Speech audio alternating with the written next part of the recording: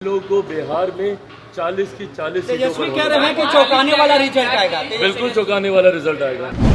पहले चरण में जहां से भी जानकारी सामने आ रही है, भले वो गया हो, औरंगाबाद, नवादा, जमुई, एक बात स्पष्ट है कि लड़ाई हर जगह अब जीत के मार्जिन की है कि कौन कितने बड़े मार्जिन से सीट निकालता है।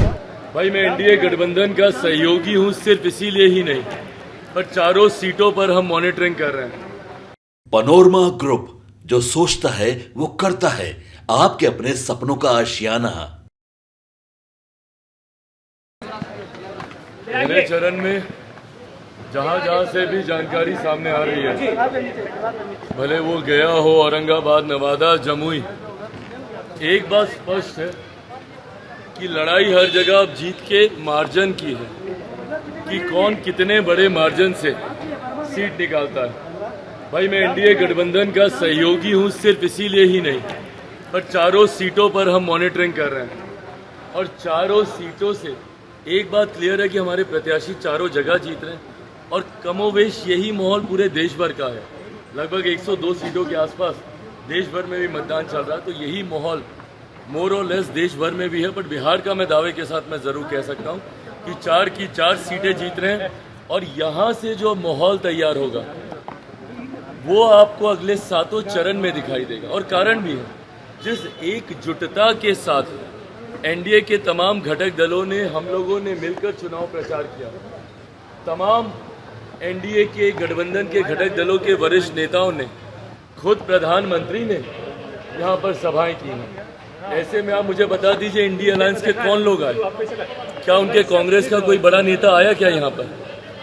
राहुल जी को तो अभी तक फुर्सत नहीं मिली आने की, पहले चरण का चुनाव हो गया, इनके वाम दलों के बड़े कोई नेता यहाँ पर नहीं आए, तो वो गंभीरता नहीं है।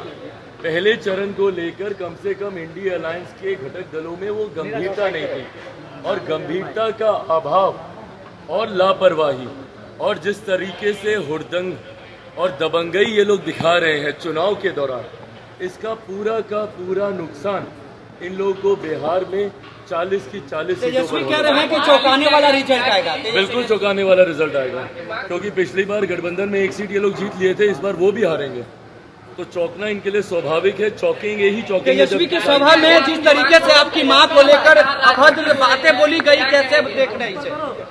भाई, पहली बात तो मेरे लिए ये सेंसिटिव मैटर है। मेरे परिवार के ऐसे लोगों को गाली दी जा रही है जो सार्वजनिक जीवन में भी नहीं है। बहरहाल, इसका मतलब कतई ये नहीं है कि अगर कोई सार्वजनिक जीवन में हो तो आप उनके लिए आप गाली गलौज का इस्तेमाल कर सकते हैं, किसी के लिए भी नहीं, ना किसी नेता के लिए, ना किसी आम बिहारी के लिए, ना किसी देशवासी के लिए, ना ही किसी इंसान के लिए। सभ्य समाज में ऐसी अभद्र भाषा की कहीं कोई गुंजाइश नहीं है।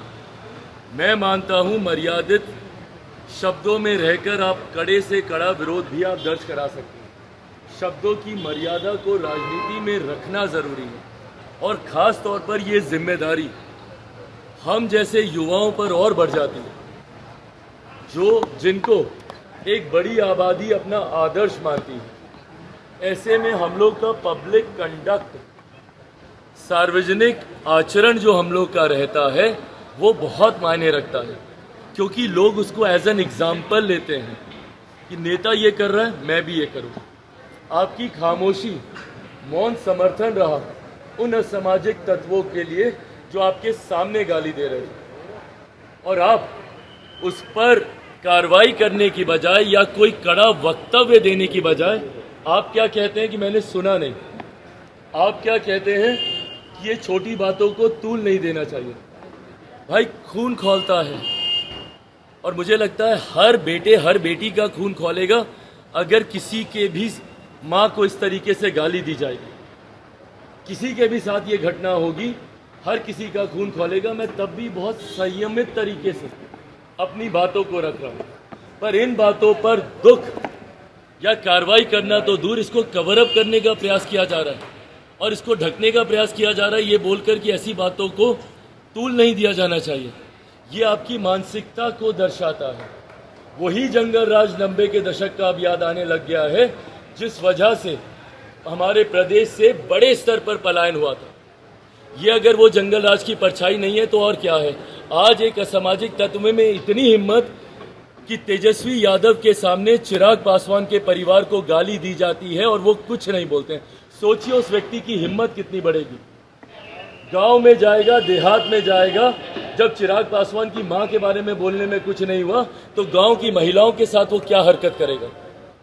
यही जंगल राज है जिसकी अब आहट सुनाई देने लग गई है।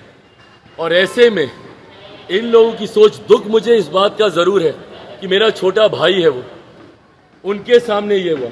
राबड़ी देवी जी मेरी माँ है, बात खत्म। यहाँ पर मेरे सामने अगर कोई उनके लिए कुछ कहता, मेरी बहन मीसा दी के लिए कुछ कहता, रोहिणी के लिए कुछ कहता, ये तो वो लोग हैं जो सार्वजनिक जीवन में हैं।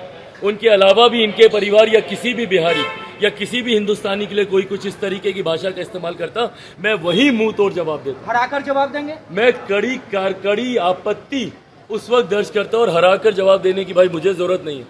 बिहार की जनता आज की तारीख में सक्षम है इस बात का आकलन करने के लिए कि जो लोग इस तरीके की भाषा का इस्तेमाल कर रहे हैं, जो चुनाव में ही आपकी माँ बहनों को अपमानित करते हैं। अभी नवरात्रि का त्योहार बीता है, मातृशक्ति का पूजन हम लोगों ने किया है।